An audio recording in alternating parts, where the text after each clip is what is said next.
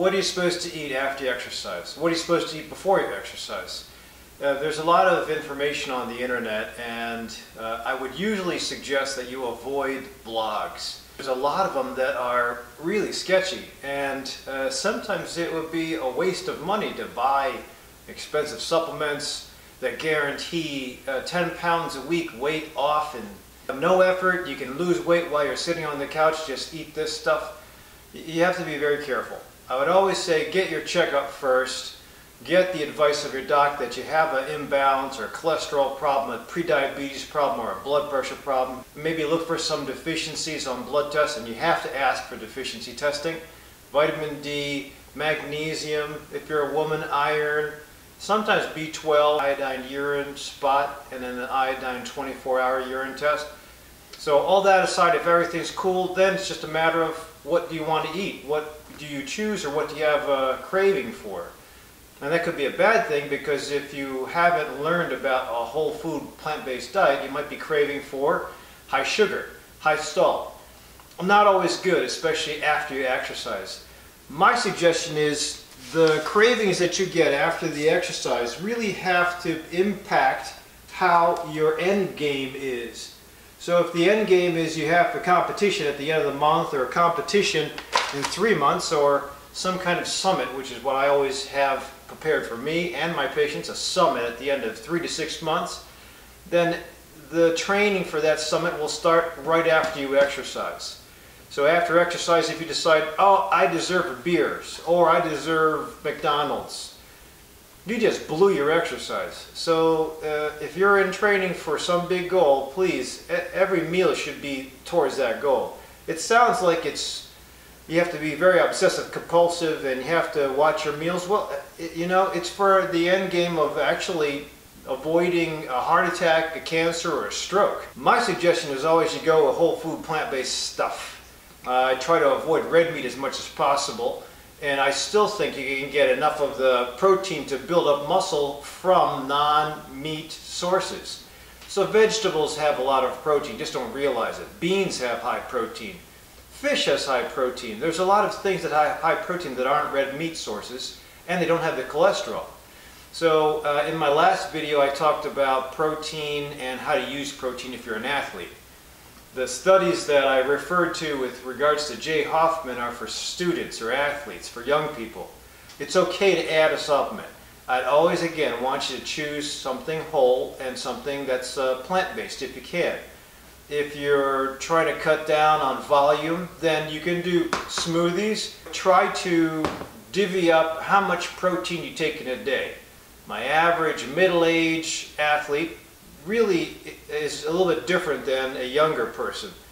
I at least try to make 0.8 grams per kilo per day. And you know, if you don't want to calculate, then just try to shoot for an average person about 5'8", 5'9", should shoot for about 80 grams of protein per day. And really, if you kind of look at what Americans do, most of the protein is in the evening. People with sleep disorder or fatigue or problems with needing coffee in the morning, you really want to make your protein sources move towards the morning. You want to have your evening more carbohydrate heavy, because the evening brings on, or carbohydrate heavy meals bring on fatigue. They bring on peace, they bring on good digestion, the parasympathetic system. The protein-heavy dominant meals in the morning will usually not be so stimulating to the insulin dump. You can still get insulin secreted when you take protein in, any source, whole food or powder, but it won't be as drastic of an insulin dump as higher carbohydrate meals or carbohydrate dominant meals. So I'm going to leave that alone because I spoke about that in my exercise and sleep video. But again, for the sake of what to eat after you're done exercising, I'm going to try to divide this stuff. This will be my lunchtime salad, or at least my spinach and my greens, dark leafy greens. I have frozen fruit in the form of peaches and organic blueberries. Then I have my psyllium that I use for the fiber. And I have my protein sources. I also have coconut water as my source for liquid. So we're going to try to put all this into here, and that'll be my meal. Now, you have to be careful because There are some nice studies that show when you put your food, your whole food, into liquid form, essentially you're trying to do the job of the stomach. The stomach can break all this down in liquid, but when you do it on your own, it makes it easier, it makes it more convenient because you can drink and go. The only problem is, and theoretically you're taking in the same volume as what you'd be eating on your plate.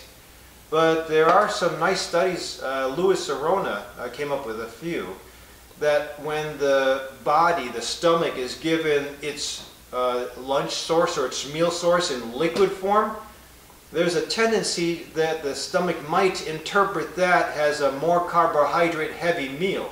The stomach goes through density and distension to figure out if you're satiated or not. So when you take volume and you chop it down into liquid form, you get the density, but you don't get the distension. So that might be fooling the brain into saying, okay, I only had a little bit, so I'm going to be hungry later on.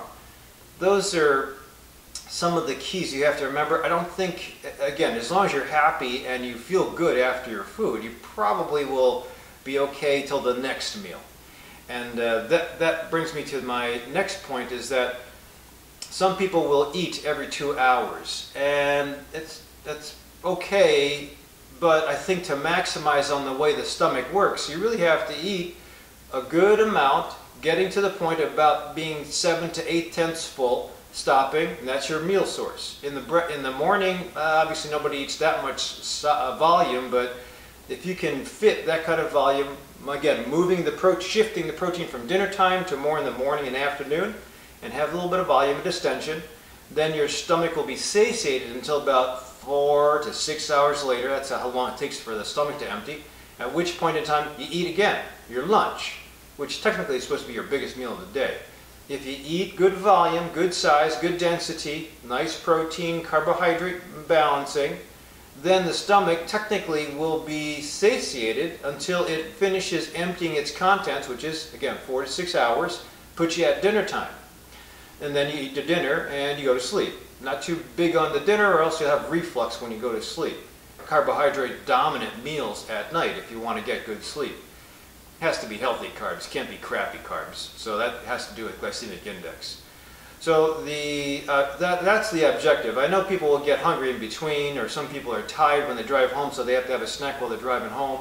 It's okay, but I think for my patients, that's the most ideal way, because you will have a point in time between the big meal, the 3 big meals, that you'll get a little hungry, and hunger is good because it starts to set that chrononutrition pattern of the peripheral time clock saying, okay, it must be daytime, must be morning, must be lunch, must be dinner, and then the central time clock, which will be based on light, will tell you it's sleep time, and then it's morning time. So you have, I've done videos before on resetting your clock, and if you get into that routine, morning, afternoon, evening, the peripheral clock and its digestive powers will set that chrononutrition into play. And then your central clock, which is the light receptors in the eyes, stimulating the pineal gland to secrete melatonin at night when it doesn't see any more light, and then turning off melatonin in the morning when it sees light. That way your cortisol will turn on. It's really important to establish those patterns and then get a good healthy life. If you get a good healthy sleep and nutrition pattern, then the rest of your chronobiology will be into play nicely, so to prepare you for getting older or menopause or the sickness that's coming your way, if it comes your way at all. Whey is an animal-based protein. It comes from cow milk. I happen to like brown rice protein or vegetable protein. I think you can get it in either brown rice. This is Yarrow brand, brown rice, nice flavor, not too many carbohydrates. Also, you can get pea protein from small pea pods. You can also get soy protein. There's actually more out there, but they get a little pricey after that. That will be the protein sources if you want to decrease on volume and add it to your smoothies or your morning psyllium, your fiber.